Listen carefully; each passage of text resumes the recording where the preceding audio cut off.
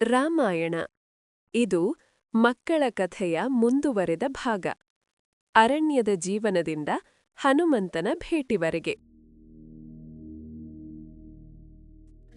ಅಯೋಧ್ಯೆಯನ್ನು ಬಿಟ್ಟು ರಾಮ, ಸೀತೆ ಮತ್ತು ಲಕ್ಷ್ಮಣರು ಅರಣ್ಯದ ದಾರಿಯಲ್ಲಿ ಮುಂದೆ ಸಾಗಿದರು.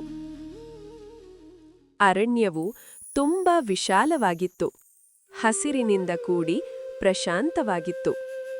ಹಕ್ಕಿಗಳ ಚಿಲಿಪಿಲಿ ಸದ್ದು, ಗಾಳಿಯಲ್ಲಿ ಎಲೆಗಳ ಸದ್ದು ಹಿಂಪಾಗಿ ಕೇಳಿಸುತ್ತಿತ್ತು. ರಾಮನು ಯಾವಾಗಲೂ ಶಾಂತವಾಗಿದ್ದನು.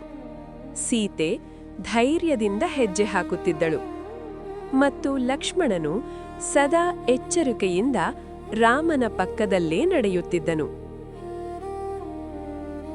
ಅವರು ಹಲವು ದಿನಗಳ ಕಾಲ ನಡೆದರು. ನಂತರ ಅವರು ಋಷಿಗಳ ಆಶ್ರಮಕ್ಕೆ ಭೇಟಿ ನೀಡಿದರು.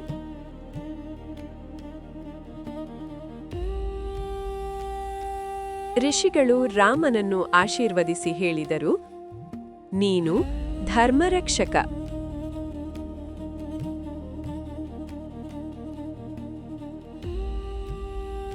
ಅರಣ್ಯದಲ್ಲಿ ಅವರ ಜೀವನ ಸರಳವಾಗಿತ್ತು.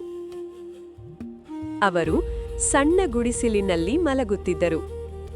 ಅರಣ್ಯದಲ್ಲಿ ಸಿಗುವ ಹಣ್ಣುಗಳು, ಗೆಡ್ಡೆಗೆಣಸುಗಳನ್ನು ತಿನ್ನುತ್ತಿದ್ದರು. ಅವರು ದಯೆ ಮತ್ತು ತಾಳ್ಮೆಯಿಂದ ಜೀವಿಸುವುದನ್ನು ಕಲಿತರು. ರಾಮನು ಲಕ್ಷ್ಮಣನಿಗೆ ಅತಿಯಾದ ಬಲಕ್ಕಿಂತ ಅಚಲವಾದ ತಾಳ್ಮೆ ಮತ್ತು ನಿಯಂತ್ರಣವೇ ಹೆಚ್ಚು ಶಕ್ತಿಶಾಲಿ ಎಂದು ಕಲಿಸಿದನು. ಸೀತೆ ಪ್ರತಿ ಹೆಜ್ಜೆಯಲ್ಲೂ ಧೈರ್ಯವನ್ನು ತೋರಿಸಿದಳು.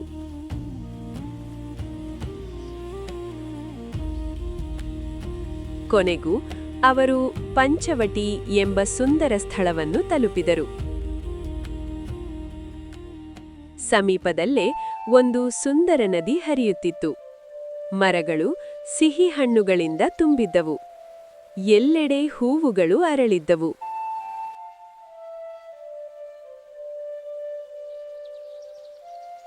ಅವರು ಅಲ್ಲೇ ಒಂದು ಸಣ್ಣ ಗುಡಿಸಲು ಕಟ್ಟಿದರು. ಆ ಗುಡಿಸಲಿನಲ್ಲಿ ಅವರು ಜೀವನ ಸಾಗಿಸುತ್ತಿದ್ದರು. ಸ್ವಲ್ಪ ಕಾಲ ಅವರ ಜೀವನ ನೆಮ್ಮದಿ ಮತ್ತು ಶಾಂತಿಯುತವಾಗಿತ್ತು. ಆದರೆ ವಿಧಿಯ ಬರಹ ಸದ್ದಿಲ್ಲದೆ ಹೊಸ ತಿರುವನ್ನು ಸಿದ್ಧಪಡಿಸುತ್ತಿತ್ತು.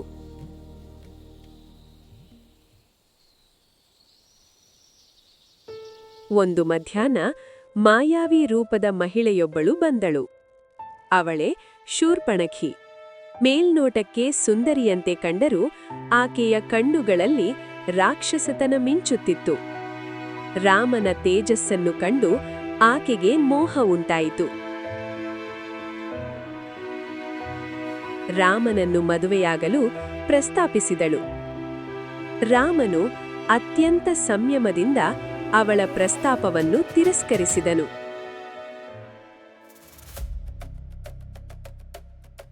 ಇದರಿಂದ ಕೆರಳಿದ ಶೂರ್ಪಣಖಿ ಸೀತೆಯ ಮೇಲೆ ಎರಗಿದಳು. ಕ್ಷಣಾರ್ಧದಲ್ಲಿ ಲಕ್ಷ್ಮಣನು ಮುಂದೆ ಬಂದನು. ಅವಳ ಕ್ರೌರ್ಯಕ್ಕೆ ಶಿಕ್ಷೆಯಾಗಿ ಲಕ್ಷ್ಮಣನು ತನ್ನ ಹರಿತವಾದ ಖಡ್ಗದಿಂದ ಅವಳ ಮೂಗು ಸೀಳಿದನು. ತೀವ್ರವಾದ ನೋವು, ಅಪಮಾನದಿಂದ ಕಿರುಚಿತ್ತ ಶೂರ್ಪಣಖಿ ಅಲ್ಲಿಂದ ಓಡಿಹೋದಳು. ಅವಳು ನೇರವಾಗಿ ಲಂಕಾಧಿಪತಿ ರಾವಣನ ಬಳಿ ಧಾವಿಸಿದಳು. ಶೂರ್ಪಣಖಿಯನ್ನು ಕಂಡು ರಾವಣ ಉಗ್ರನಾದನು. ಅಪಮಾನಕ್ಕೆ ಸೇಡು ತೀರಿಸುವೆನೆಂದು ಶಪಥ ಮಾಡಿದನು.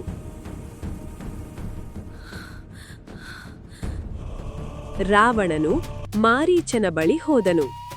ಮಾರೀಚ ರಾಮನ ಶಕ್ತಿಯನ್ನು ಕಂಡು ಎಚ್ಚರಿಸಿದರೂ ರಾವಣನ ಬೆದರಿಕೆಗೆ ಹೆದರಿ ಸೀತೆಯನ್ನು ಆಕರ್ಷಿಸಲು ಚಿನ್ನದ ಜಿಂಕೆಯ ರೂಪ ತಾಳಿದನು. ಪಂಚವಟಿಯ ಆಶ್ರಮದ ಬಳಿ ಒಂದು ಸುಂದರ ಜಿಂಕೆ ಕಾಣಿಸಿಕೊಂಡಿತು.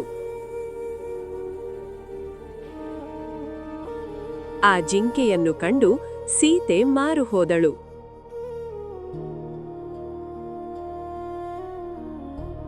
ಆ ಜಿಂಕೆಯನ್ನು ತಂದುಕೊಡಬೇಕೆಂದು ರಾಮನನ್ನು ವಿನಂತಿಸಿದಳು. ರಾಮನು ಜಿಂಕೆಯನ್ನು ಹಿಂಬಾಲಿಸಿದನು. ತೀವ್ರವಾದ ನೋವಿನಿಂದ ಬರೆಯಾದ ಮಾರೀಚನು ರಾಮನ ಧ್ವನಿಯಲ್ಲೇ ಕಿರುಚಿದನು. ಭಯಗೊಂಡ ಸೀತೆ ರಾಮನಿಗೆ ಸಹಾಯ ಮಾಡಲು ಲಕ್ಷ್ಮಣನನ್ನು ಕಳುಹಿಸಿದಳು. ಹೋಗುವ ಮೊದಲು ಲಕ್ಷ್ಮಣನು ಆಶ್ರಮದ ಸುತ್ತಲೂ ಒಂದು ಲಕ್ಷ್ಮಣ ರೇಖೆ ಎಳೆದು ಸೀತೆಯನ್ನು ಹೊರಬರದಂತೆ ಎಚ್ಚರಿಸಿದನು. ಆದರೆ ರಾವಣನು ಸಾಧುವಿನ ವೇಷದಲ್ಲಿ ಆಶ್ರಮದ ಮುಂದೆ ನಿಂತನು. ಅವನು ಲಕ್ಷ್ಮಣ ರೇಖೆಯನ್ನು ದಾಟಲು ವಿಫಲನಾದನು. ಯಾವುದೋ ದಿವ್ಯ ಶಕ್ತಿ ಅವನನ್ನು ಹಿಂದಕ್ಕೆ ತಳ್ಳಿತು. ನಂತರ ಸೀತೆಯನ್ನು ಸಹಾಯ ಮಾಡುವಂತೆ ಕೇಳಿದನು. ಒಂದು ಕ್ಷಣ ಅವಳು ಹಿಂಜರಿದಳು. ಲಕ್ಷ್ಮಣನ ಮಾತು ಅವಳ ಮನಸ್ಸಿನಲ್ಲಿ ಮರುಕಳಿಸಿತು. ರೇಖೆಯನ್ನು ದಾಟಬೇಡ. ಆದರೆ ಋಷಿಯಂತೆ ಕಾಣುವ ಆ ವ್ಯಕ್ತಿಗೆ ಸಹಾಯ ಮಾಡಬೇಕು ಎಂದು ಅವಳು ನಿರ್ಧರಿಸಿದಳು. ನಿಧಾನವಾಗಿ ಅವಳು ರೇಖೆಯನ್ನು ದಾಟಿದ ಕೂಡಲೇ ಸಾಧುವಿನ ವೇಷದಲ್ಲಿದ್ದ ರಾವಣನು ತನ್ನ ನಿಜ ರೂಪ ತೋರಿಸಿದನು. ಸೀತೆ ಹೆದರಿದಳು ಮತ್ತು ಸೀತೆಯನ್ನು ರಾವಣನು ತನ್ನ ಪುಷ್ಪಕ ವಿಮಾನದಲ್ಲಿ ಅಪಹರಿಸಿದನು. ಆಶ್ರಮಕ್ಕೆ ರಾಮ ಮತ್ತು ಲಕ್ಷ್ಮಣರು ಮರಳಿ ಬಂದಾಗ ಸೀತೆಯಲ್ಲಿ ಇರಲಿಲ್ಲ. ರಾಮನು ದುಃಖದಿಂದ ಕುಸಿದನು. ಆದರೆ ಅವನು ಧೈರ್ಯ ಕಳೆದುಕೊಳ್ಳಲಿಲ್ಲ. ನಾನು ಸೀತೆಯನ್ನು ಹುಡುಕುತ್ತೇನೆ ಎಂದು ದೃಢವಾಗಿ ನಿರ್ಧರಿಸಿದನು. ಮಾರ್ಗಮಧ್ಯದೆ ಜಟಾಯುವು ಎಂಬ ಗಿರುಗ ಪಕ್ಷಿ ರಾವಣನೊಂದಿಗೆ ಹೋರಾಡಿದ್ದನ್ನು ತಿಳಿದುಕೊಂಡರು. ಜಟಾಯುವು ತನ್ನ ಪ್ರಾಣ ತ್ಯಾಗ ಮಾಡಿ ಸೀತೆಯ ದಿಕ್ಕನ್ನು ಹೇಳಿದನು. ರಾಮನು ಕೃತಜ್ಞತೆಯಿಂದ ವಿದಾಯ ಹೇಳಿದನು.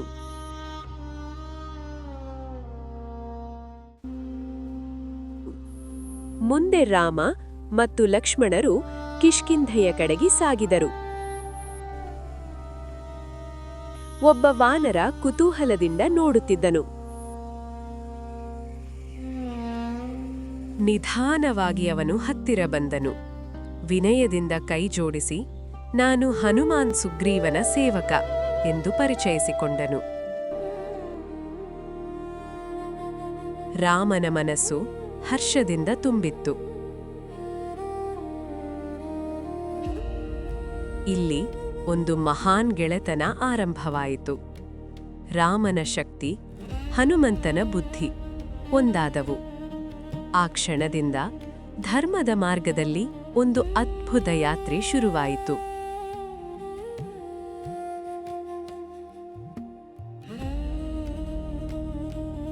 ಇದು ಕಥೆಯ ಅಂತ್ಯವಲ್ಲ, ಮಹಾಯಾತ್ರೆಯ ಆರಂಭ.